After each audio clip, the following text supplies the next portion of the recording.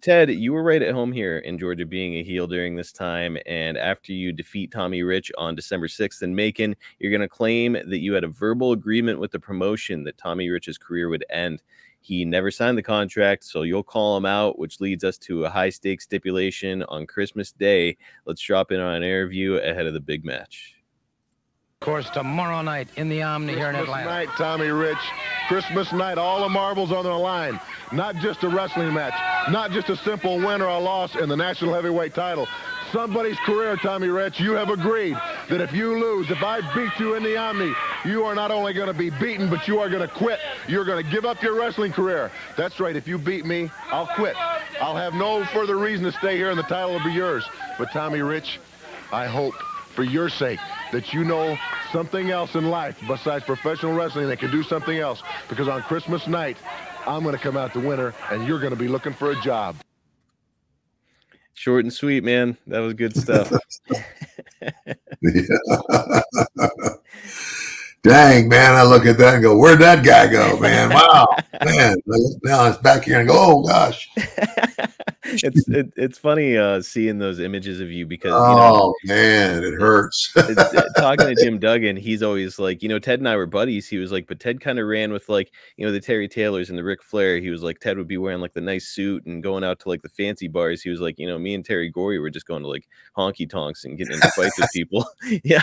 So it's cool seeing that image of you because you are like you're a hateable heel. You've got this great head of hair. You're wearing the suit. You're arrogant. It's just like, yeah, man. It's just it really works well.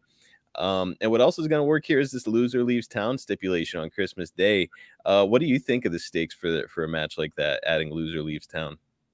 Well, I mean, it's great. It's it's again on Christmas Day, and it's kind of like for the wrestling fan, here's a chance to go see the guy that they hate the most not only get beat but get kicked out of town. So yeah, it was great. It's good psychology. And, this premise is not anything that's new to wrestling. We saw JYD returning as Stagger Lee.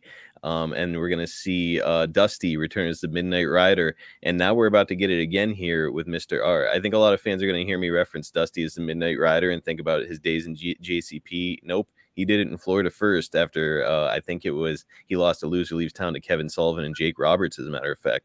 So like this is something that works over and over again in wrestling, and now it's about to work again with you and Mr. R. Why do you what's the psychology here? Like, why does this work so well with fans?